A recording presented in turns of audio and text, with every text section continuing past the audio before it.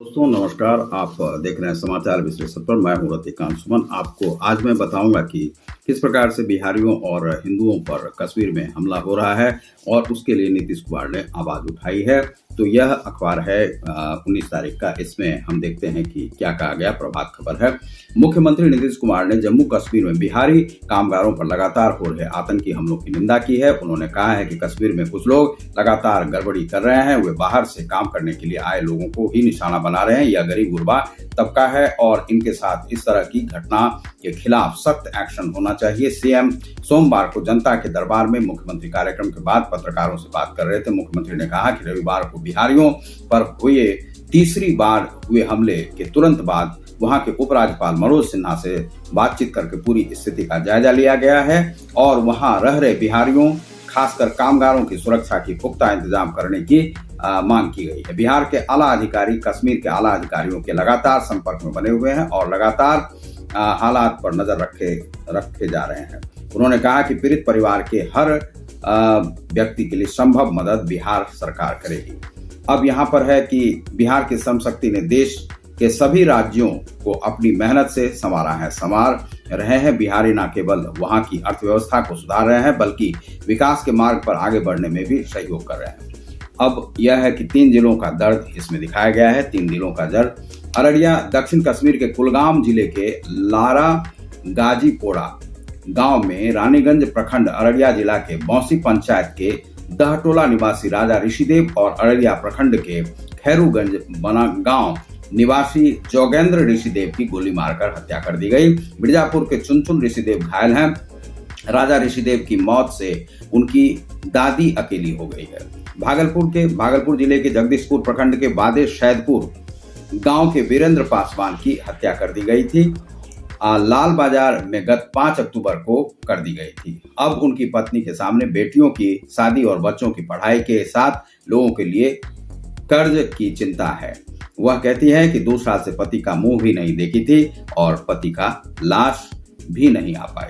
अब बांका जिला के हैं कि श्रीनगर में 16 अक्टूबर को बाराहाट प्रखंड निवासी अरविंद शाह की गोली मारकर आतंकियों ने हत्या कर दी। सोमवार सुबह अरविंद का पार्थिव शरीर गांव पहुंचा। चचेरे भाई मंटू और मिथिलेश ने बताया कि 12 साल से मजदूरी कर परिवार का भरण पोषण करते थे। उनके जैसे लोगों की मेहनत की जम्मू कश्मीर की जरूरत है।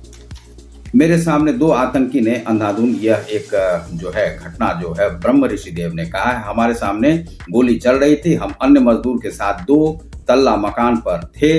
नीचे यह तीनों मजदूर राजा चुनचुन जोगिंदर रूम से मात्र 50 मीटर की दूरी पर बात कर रहे थे। इसी बीच 2 लोग आए जिन्होंने मास्क लगा रखा था। कुछ समझ पाते कि उन्होंने अंधाधुंध गोली चलाने शुरू कर दी। गोली लगने के बाद चुनचुन रूम की तरफ भागा जबकि राजा व जोगेंद्र जंगल की तरफ भाग गए। गोली चलने के बाद एकदम सन्नाटा छा गया। हम लोग डर गए, मारे रूम बंद कर लिए।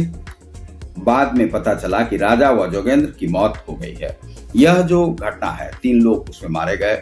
यह बिहार के थे। अभी तक लगभग वहां पर 15 लोग मारे जा चुके हैं। इस प्रकार से यह एक घटना है। हमें यह समझना चाहिए कि पाकिस्तान के साथ हम एक जंग लड़ रहे हैं और कश्मीर को भी बचाना है। कश्मीर को हमें किस प्रकार से बचाना है?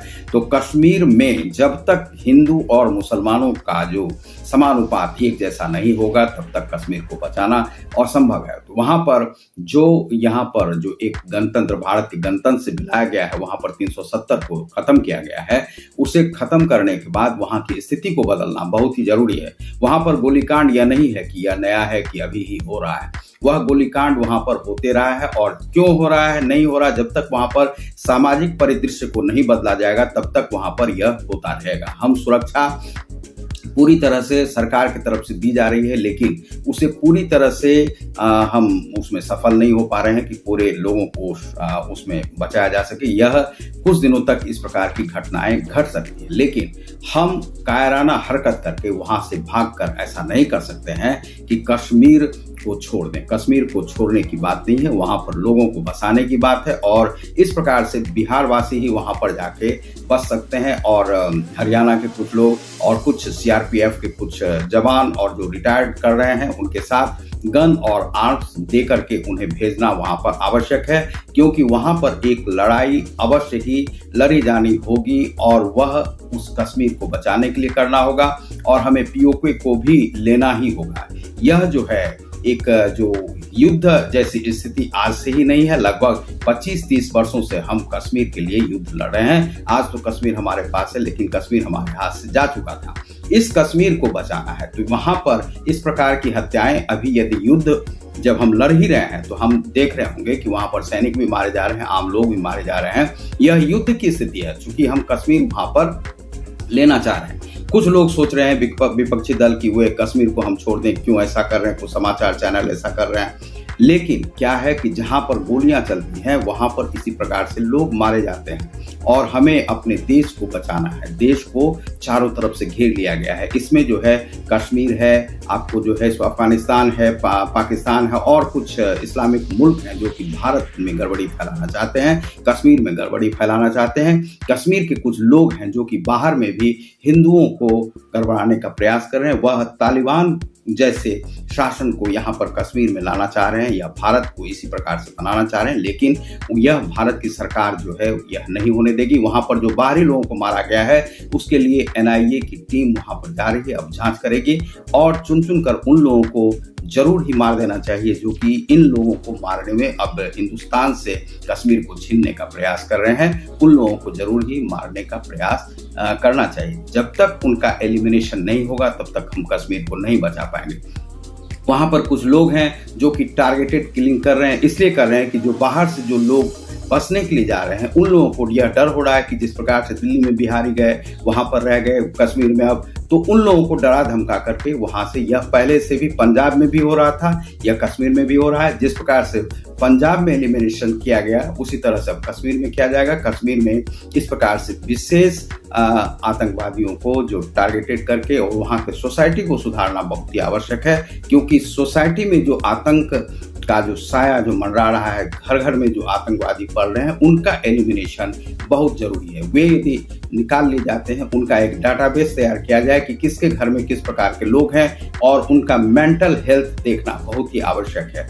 उनका मेंटल हेल्थ यदि हम देख लेते हैं कि कोई इस प्रकार से एग्रेसिव मूड वाले लोग हैं, उन लोगों का एलिमिनेशन ही करना जरूरी है, क्योंकि अब देश को बचाना बहुत जरूरी है। इस प्रकार से हमारे जो बहुत सारे हिंदू मारे गए हैं उनके लिए हम जो है सो इस प्रकार से बड़ा ही यह महसूस कर रहे हैं कि हमारे हिंदू किस प्रकार से कश्मीर में मारे जा रहे हैं। कश्मीर में शांति क्यों नहीं आ रही है?